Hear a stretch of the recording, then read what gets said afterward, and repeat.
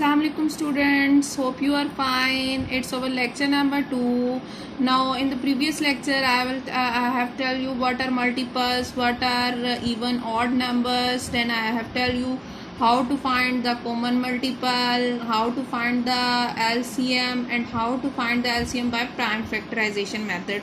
Hope you all have go through the previous lecture. Now I am going to use that all concept which I have told tomorrow in the exercise. So we are going to start the exercise 2F. So our first question is moving to book page number 45. Our first question is filling in the blanks. So find the fourth multiple of 15th. Question number 1, blank number 1 is filling in the blank. They are saying fourth multiple.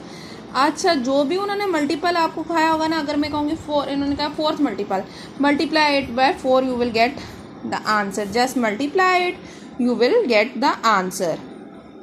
If they say that find the fifth multiple of 15, then simply you have to multiply 15 by 5. अगर वो कहते हैं कि multiply find the seventh multiple of 15, multiply 15 with 7, you will get the seventh multiple. Here 15 को 4 से multiply करेंगे तो हमें 15 का फोर्थ मल्टीपल पता चल जाएगा. Simply multiply it, you will get the answer. Try it. Hope I know you know how to multiply. 4 how many times 20? 4 5s are 20. So I am putting 0 here and 2 as a carry here. 4 1s are 4. 4 1s are 4, and the carry is always added into the answer. 4 1s are 4. 4 5 6. So 60. तो fourth multiple of 15 is 60. तो अब हमारे पास यहाँ blank में क्या answer आएगा? 60. Next उन्होंने कहा है कि 4 9s 36. तो 36 is the multiple of which two numbers? 36 देखें, अब 4 और 9 से मल्टीप्लाई हो रहा है तो 4 का भी मल्टीपल है और 6 का भी. 4 के टेबल पे भी 36 आता है और 6 के टेबल पे भी. तो हम लोगों ने दो मल्टीपल्स लिखने थे, एक हम 4 लिख सकते हैं और एक 9 लिख सकते हैं. दोनों के टेबल पे जो है 36 आता है. Now find the common multiples of 5 and 9. Common multiple find करने का मेथड क्या बताया था मैंने? मल्टीपल्स ऑफ आप लिखें simply multiple of 5. Simply write the table of 5. 5 10 15 20 25 30 so on. Similarly in the write the table of multiples of 6. Write the table of 6. 6 1s are 6, 6 2s are 12, 6 3s are 6 1s are 6, 6 2s are 12, 6 3s are 18, 6 4s are 24 and 6 5s are 30, then 36 so on. आप देख सकते हैं कि दोनों के table में 30 आता है. तो ये सबसे छोटा नंबर है जो दोनों के टेबल पे आ रहा है. तो एलसीएम हम लोगों ने उन्होंने कहा कॉमन मल्टीपल लिखने हैं. The common multiples of 5 and 6 are, first एक लिख लें आप, 30 लिख लें. 30 is the common multiple. Now find the LCM of 3, 6 and 9. Simply write the table of all in the rough sheet. Try this two parts by yourself. You have to write the table of 3 first, then table of 6 and then 9, and then circle all the numbers that will come in the table of all the 3 numbers. You will find the LCM. Okay? आप लोगों को पता चल जाएगा. उसमें से जो सबसे छोटा होगा, जो तीनों के टेबल पे नंबर आ रहा होगा, वो आपने आंसर में लिख लेना है. Try it's part D and E by yourself. Still अगर आप लोगों को प्रॉब्लम हो रही है आप मुझसे पूछ सकते हैं. Okay students, now I am moving to its question number 2. So its question number 2 is state whether which of the following are true and false. The LCM of 2 और more prime number is equal to the product of the number. वो कह रहे हैं जब हम LCM लेते हैं 2 या 2 से ज़्यादा प्राइम नंबर्स का, which is equal to the product of numbers. This is true statement. Okay, first statement is true. Next में ये मिस्टेक बाय मिस्टेकन बुक वालों ने एलसीएम लिख देने की जगह LMC लिख दिया. करेक्ट कर लें. The LCM of 14 and 42 is 14.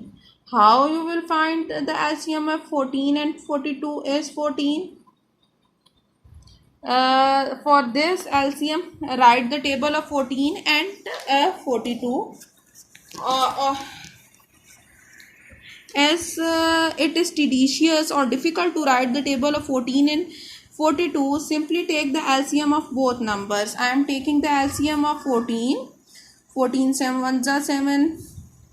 7 how many times? 7 2s are 2, 2 1s are 2. Similarly, I am taking the LCM of 42 by 2. 2 2s are 2 1s are 21. 3s are 3 7s are 7 1s are 7. So the multiples of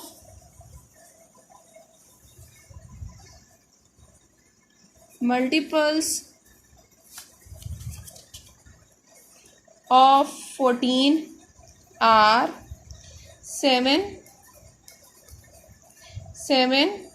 and 2. Multiples of 42 are 2 3 and 7. 2 will come in the table of both, while 7 will also come in the table of both.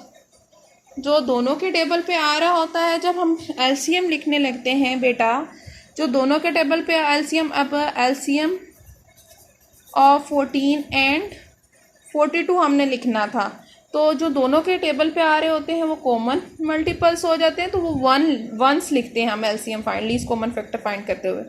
7 2 and 3. Okay. अच्छा, मैं क्या कह रही थी कि इसके part number D जो है as it is part number B की तरह करना है. वो आपने मल्टीपल्स ऑफ 5 10 और 15 लिखने हैं, और जो तीनों के टेबल पे आ रहे होंगे वो सर्कल कर लेने हैं, और फिर उन्हें मल्टीप्लाई आपस में आप करेंगे तो आपको पता चल जाएगा. अगर आंसर 30 ही आ रहा है तो it statement is true, otherwise it is false. ठीक है. अब नेक्स्ट मूव करते हैं. Multiples of a number are finite. वो पूछ रहे हैं क्या एक नंबर के मल्टीपल्स फाइनाइट होते हैं या नहीं होते. सो अगर आप ज़रा सोचें, आपको क्या लगता है फाइनाइट होंगे मल्टीपल्स? नो. फाइनाइट कैसे? 1 के मल्टीपल्स अगर फाइंड करने हैं, 1 को 1 से लेके इन्फिनिटी तक किसी भी काउंटिंग के नंबर के साथ आप मल्टीप्लाई करते जाएंगे तो आंसर्स जो आते जाएंगे वो सारे मल्टीपल्स होंगे उस नंबर के. Okay.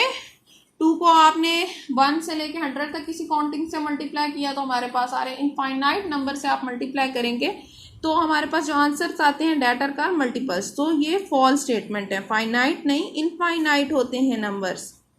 Okay. Multiples of a number are infinite, not finite. तो it is a false statement. अच्छा, क्वेश्चन नंबर 3 जो है MCQs हैं, ये आपका होमवर्क है.